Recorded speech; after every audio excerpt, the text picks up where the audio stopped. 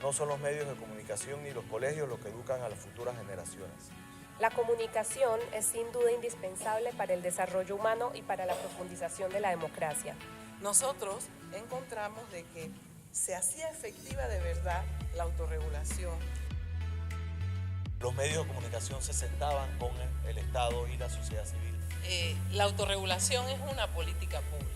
Las plazas públicas son los medios de comunicación, pero yo felicito la decisión que ha pasado un poco desapercibida del ministro Enríquez y de su equipo de hacer el cambio de lo que era la dirección de medios de comunicación a la dirección de promoción de la libertad de expresión. De orientación y de darle seguimiento. Censura, el esquema de autocensura es el esquema. Entonces, pues yo quisiera que de pronto todos los panelistas... Entonces, y eso va a depender también de la escala de valores que tienen los medios. Muchas gracias a la Cámara de Comercio, al PNUD, al Consejo de Rectores por habernos acompañado mutuamente en este esfuerzo.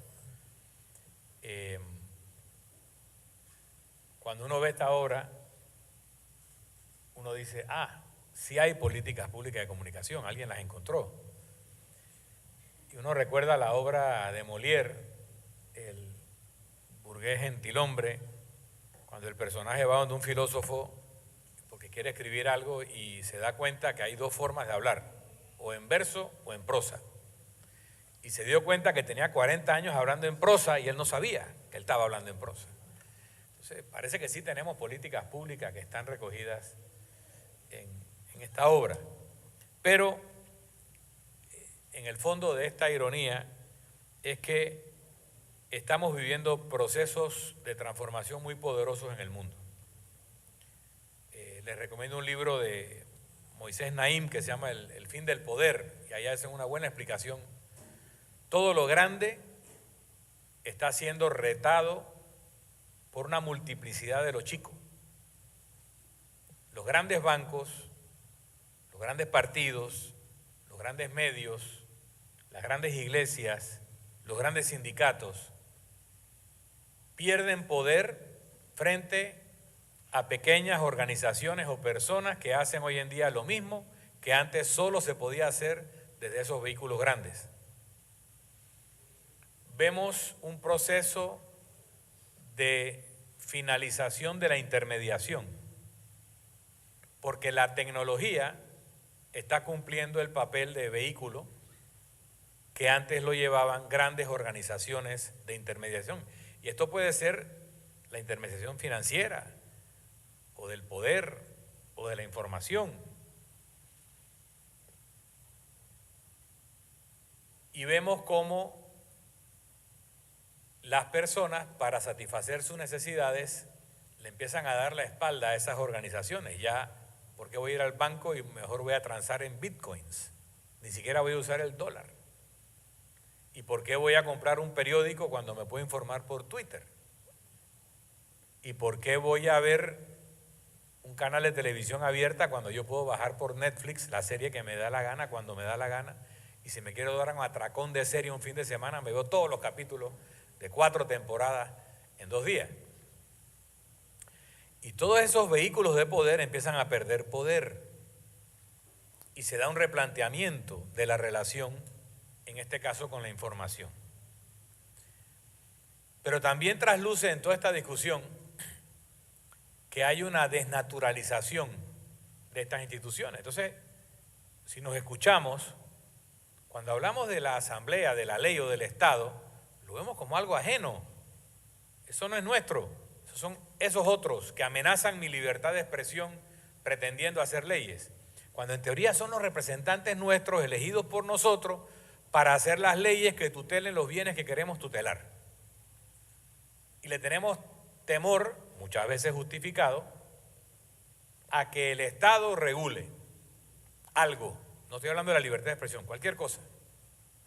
Y también le tenemos temor a la concentración del poder mediático en manos de unos pocos. por el temor a la manipulación de la información. Y de ahí la importancia de la palabra. Hoy en día está de moda la preocupación por el bullying. Y a través del bullying, a través de las redes, se ha llevado a personas al suicidio. O sea, el poder de la palabra, de la frase, de la imagen, puede hacer que alguien decida quitarse la vida. Y no se imaginan, y tal vez sí lo hacen, cómo una portada de periódico o una campaña mediática puede destruir la vida de alguien. Y el poder que significa administrar eso. Tanto poder como el de un gobierno que emite un decreto o toma una decisión para favorecer o perjudicar a alguien injustamente, o pasar una regulación que tiende a favorecer a un grupo en detrimento de otro. Entonces lo que estamos hablando aquí es del poder. La libertad de expresión es un derecho natural, es un derecho humano proclive a ser abusado y se tutela en una norma constitucional o en una convención internacional casualmente para que el poder no la pueda adulterar o violar. Entonces nos tenemos que plantear, bueno, y cuando se abusa de ese poder, ¿a quién le toca? O sea, un libertario dirá, no, tú simplemente deja de comprar ese periódico, no veas ese canal, no escuches esa emisora o bloquea a ese tuitero.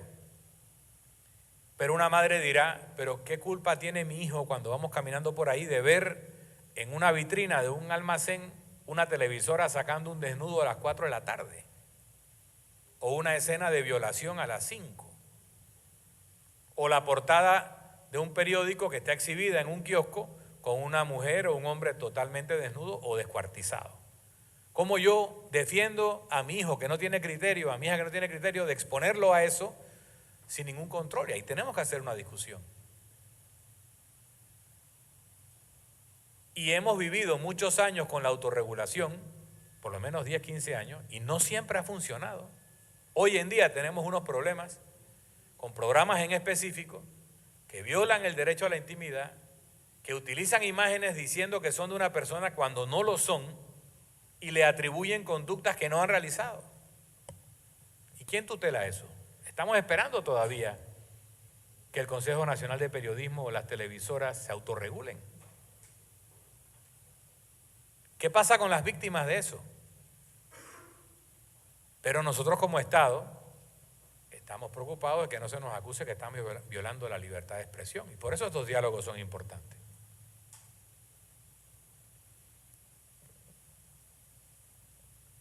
Todos tenemos derecho a la libertad de expresión, pero también tenemos que ser responsables de lo que expresamos. Y si lo que yo expreso tiene consecuencias, tengo que hacerle frente a las consecuencias.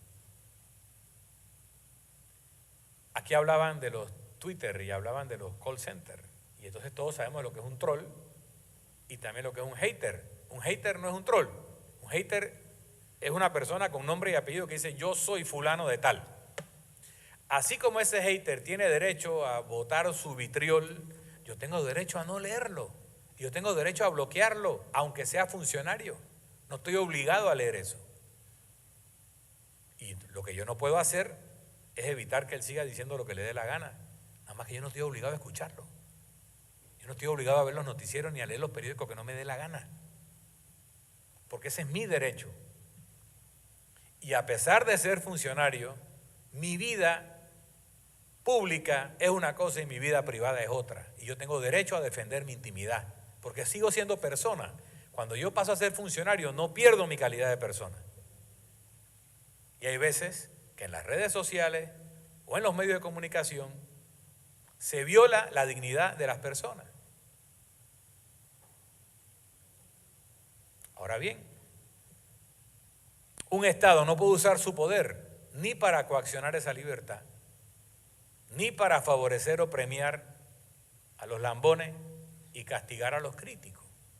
Entonces aquí estamos llegando a una situación de que tenemos tantos vectores confluyendo en este tema que nos tiene que llevar a la solución aristotélica del equilibrio, del justo medio. ¿Cómo equilibramos la regulación con la libertad. Entonces, un ejemplo que a mí me gusta utilizar es la ley de tránsito, que aquí hablamos de las luces rojas y verdes. La libertad de tránsito es una libertad constitucional, la libre movilidad. Yo tengo derecho a movilizarme en este territorio, es un derecho constitucional. Pero si yo voy por la calle en el paño que me da la gana, a la velocidad que me da la gana, yo no voy a llegar y algunas otras personas no van a llegar a su destino porque nos vamos a estrellar.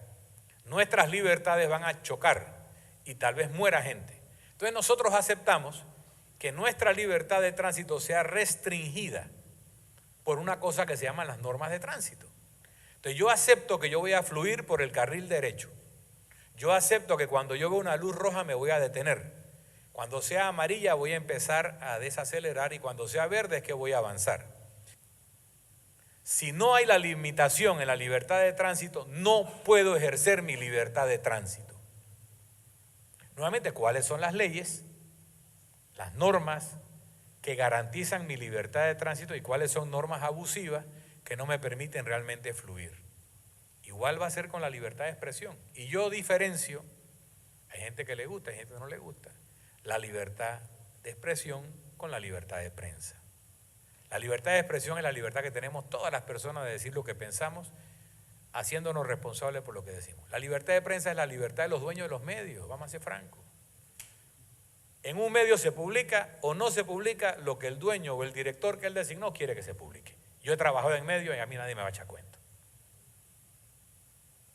Pero la libertad de prensa también hay que defenderla. Y que haya una multiplicidad de medios que cada uno defienda a su agenda. A mí no me molesta que haya medios partidistas o medios que respondan a un interés económico o social, con tal de que haya otros que tengan otras opiniones. Y no se puede cerrar uno porque no me gusta lo que dice. Pero ese que dice algo que afecta a un tercero tiene que someterse a las consecuencias de eso. Si el tercero lo quiere demandar y lo quiere que le impongan una multa por lo que dijo irresponsablemente, ese es problema entre ellos. El Estado no tiene por qué abrir o cerrar medios. Ya le corresponderá a las autoridades judiciales, a los mecanismos donde se diriman esos conflictos. Pero no me digan siempre que hay un medio que está cuestionado, que el cuestionamiento al medio es un atentado contra la libertad de expresión. A lo sumo será un atentado contra la libertad de prensa. El día que en los medios de comunicación todo el mundo diga lo que le da la gana, como le da la gana, estaríamos hablando de lo mismo. Mientras cada medio escoja qué quiere publicar y qué no, no estamos hablando de lo mismo. Entonces el tema es complicado. Y entendemos que hay medios que no sacan algo porque afecta a un anunciante. Y entonces, aunque el anunciante sea un pillo, esa noticia no sale. También entendemos cuando se abusa desde el poder para la promoción personal. Pero también les quiero decir una cosa, la ley electoral y la Constitución, de donde sale la norma electoral, dice que no se pueden utilizar recursos del Estado para favorecer a partidos o candidatos en periodos electorales. Lo que significa que cuando un ministro va a un programa a las 9 de la mañana y habla de todo lo que él está haciendo, no está violando la ley electoral si no estamos en un periodo electoral. Y eso de que un ministro a las 8:30 tiene que pararse de la silla y no puede seguir hablando porque lo van a acusar de violación al Código Electoral, es una barbaridad. Si los temas públicos son temas públicos que hay que discutirlo, y si un ministro dice algo y el contradictor dice lo contrario, eso es parte de lo que hace a la sociedad más transparente. Es una necedad pretender que un ministro, un alcalde, no puede seguir hablando de los temas de su ministerio, de su municipio, después de cierta hora. Pero aquí nos ponemos ese tipo de grilletes, atavismos y a veces realmente necedades.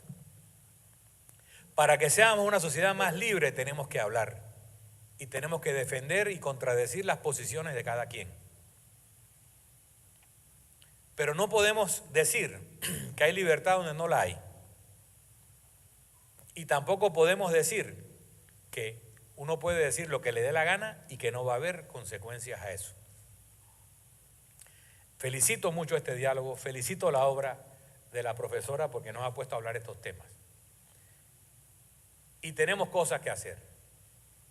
Y tenemos elementos que reglamentar. ¿Quién va a hacer la reglamentación? Ojalá funcionara ese entorno del Consejo Nacional de Periodismo nuevamente a plenitud. Y ojalá eso fuera suficiente para que cualquier ciudadano que no tenga palanca fuera tutelado por ese mecanismo. Y si no, habrá que constituir otros mecanismos. Pero para defender la libertad de tránsito le ponemos limitaciones, para defender la libertad de expresión también tenemos que poner limitaciones. Hay otros derechos que no pueden ser pisoteados en el abuso de otra libertad. Ahora, ¿cuáles son esas limitaciones? ¿Dónde realmente se tutela el sistema general y dónde esa restricción conduce a la pérdida de las demás libertades? Ese es el tipo de discusión que tenemos que hacer como panameños, y una jornada como hoy la inicia y estoy seguro que no la concluye. Muchas gracias.